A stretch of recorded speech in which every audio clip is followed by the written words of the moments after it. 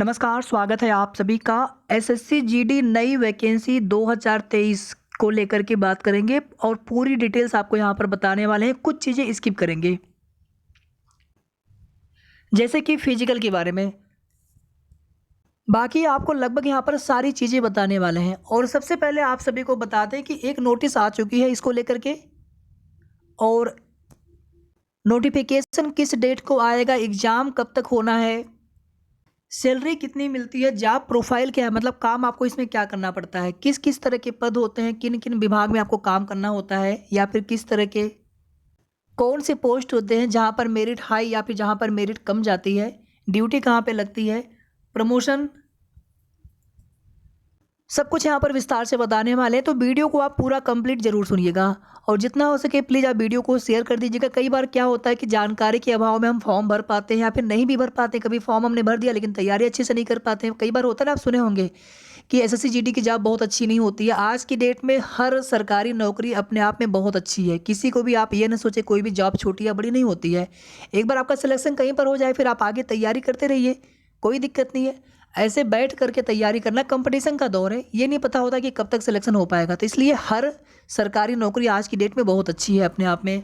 Central government की job है ये, सेंट्रल गवर्नमेंट की ये जॉब है, और इसमें 21,700 ये बेसिक पे स्टार्टिंग है। मैं टोटल नहीं बता रहा हूँ, सब जोड़ करके कितना मिलेगा, लगभग आपको 35,000 के आसपास, 35,000 के आसपास आपको टोटल इसमें वेतन मिलेगा, सबको जोड़ करके। टीए है, एचआरए है, डीए है, सब कुछ जोड़ करके, सभी अलावेंस जोड़ करके। फिर आप सभी जानते हैं कि एनपीएस भी कटेगा। तो मैं यहाँ पर डिडक्शन के बारे में नहीं बता रहा हूँ, टोटल हमने सैलरी आपको बता दी है 35,000। और ये भी देखिए आपका ये स्टार्टिंग बेसिक पे है, ये लास्ट वाला 67,000 समथिंग तक जाएगा बेसिक पे।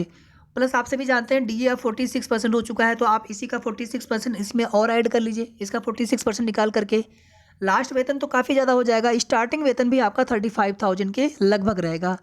46% डीए पर हो सकता है थोड़ा सा आपको और ज़्यादा देखने को मिले, 35,000 से भी ज़्यादा। अब इसमें देखिए रिटन एग्जाम होगा, रिटन एग्जाम के बाद आगे आपको फिजिकल भी देना होता है। और जब फाइनल मेरिट लिस्ट बनती है, प्रेफरेंस भी मांगा जाता है या प्रेफरेंस होता है उसमें पोस्ट को लेकर के। जैसे आप देखेंगे एसएसबी हो गया, सीआईएसएफ हो गया, सीआईएसएफ, इन सब में कट ऑफ पाई जाती है। सीआईएसएफ में क्या होता है, जो भी सरकारी संस्थान होते हैं शहरों में, बड़े बड़े शहरों में या फिर कोई भी जो भी सिटी एरिया है, तो वहाँ पर ड्यूटी लगती है, ड्यूटी अच्छी होती है। एसएसबी में भी ड्यूटी अच्छी होती है, बट सीआरपीएफ में जैसे हो गया तो कहीं इलेक्शन ड्यूटी, कहीं कुछ ड्यूटी, कहीं आपको कहीं आउट में भेज दिया। आईटीबीपी में तो आप सभी जानते हैं कहाँ पे ड्यूटी लगेगी, इंडिया नेपाल बॉर्डर पे। असम राइफल है तो आप सभी जानते हैं पूर्वी भारत में आपकी ड्यूटी लगा दी जाएगी। तो कुछ जो इसमें पोस्ट होते हैं उसको प्रेफरेंस भी मिलता है, कुछ पोस्ट पे लोग ड्यूटी करना नहीं चाहते हैं, लेकिन आप आगे तैयारी करते रहेंगे तो आगे आपको चांस मिलता रहता है।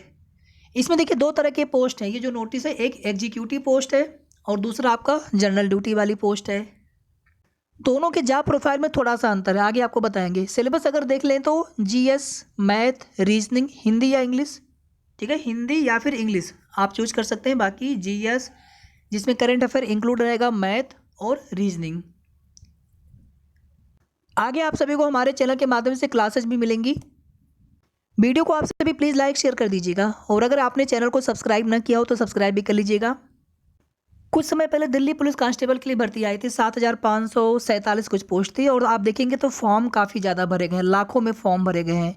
और उनके भी एग्जाम होने हैं, 14 नवंबर से दिसंबर तक एग्जाम चलना है उनका।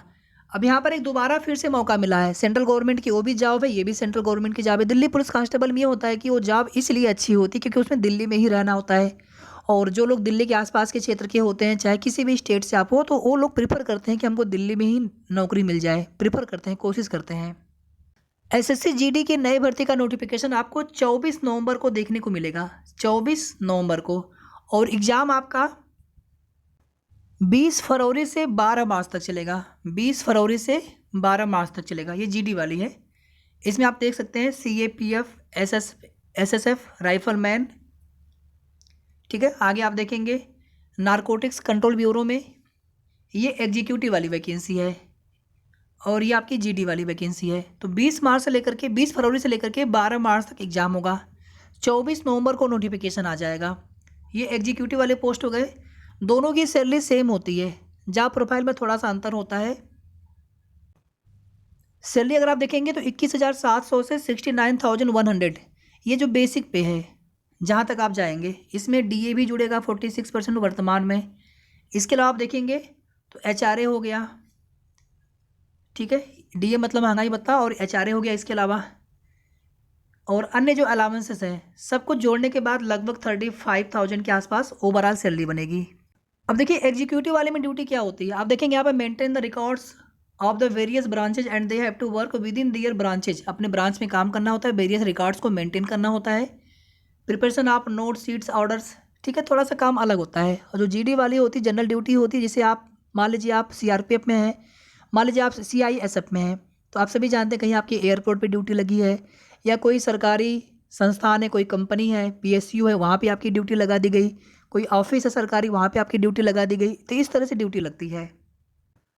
अब देखिए जो SSC GD SSC एग्जीक्यूटिव वाली पोस्ट ऑलरेडी हमने बता दिया आप सभी कि 14 नवंबर से उनके एग्जाम होने वाले हैं कांस्टेबल वाले, और 7,547 कुछ वैकेंसी है, ठीक है।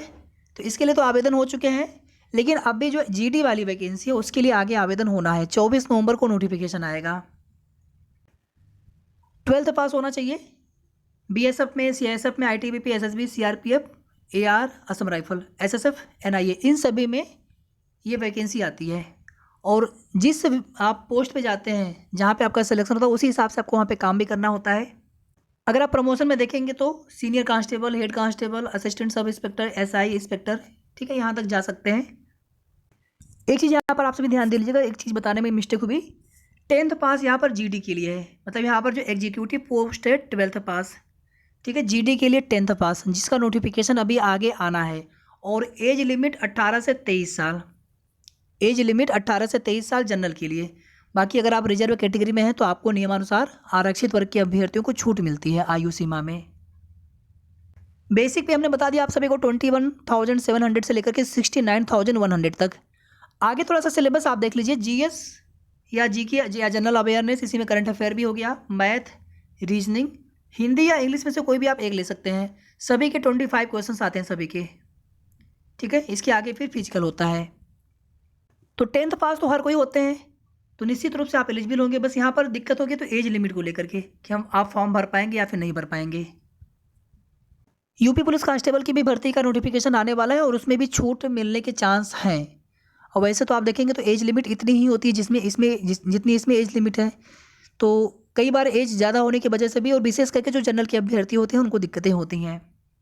फिजिकल के बारे में आपको विस्तार से बताएंगे आगे, लेकिन फिलहाल में आप सभी अगर एलिजिबल हो, इंटरेस्टेड हो, तो आप तैयारी स्टार्ट कर दीजिए, क्योंकि फॉर्म लाखों में आएंगे। दिल्ली पुलिस कांस्टेबल वाले में, एग्जीक्यूटिव पोस्ट वाले में 32 लाख से भी ज़्यादा फॉर्म पड़े हुए हैं, और सीटें कितनी है 7,547। इसी तरह से यहाँ पर भी सीटें कम होंगी और फॉर्म लाखों में आएंगे, 25 लाख 30 लाख ऐसे फॉर्म आएंगे। और वो सीटें कितनी होती है 10,000, 15,000, 20,000। पिछली बार सीटें ज़्यादा हो गई थी, सीट बढ़ भी गई थी। तो सीटें जितनी भी हो, लेकिन कंपटीशन काफ़ी ज़्यादा होता है। अब आपके मन में कोई भी सवाल हो तो आप कमेंट जरूर करके पूछ सकते हैं, कमेंट कर लीजिएगा आप सभी। मैं पूरी कोशिश करूंगा रिप्लाई देने के लिए, या फिर नेक्स्ट वीडियो में सारे जो भी आपके क्वेरीज रहेंगे उसको लेकर के बात करेंगे।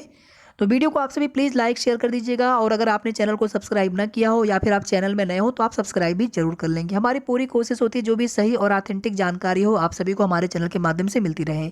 धन्यवाद।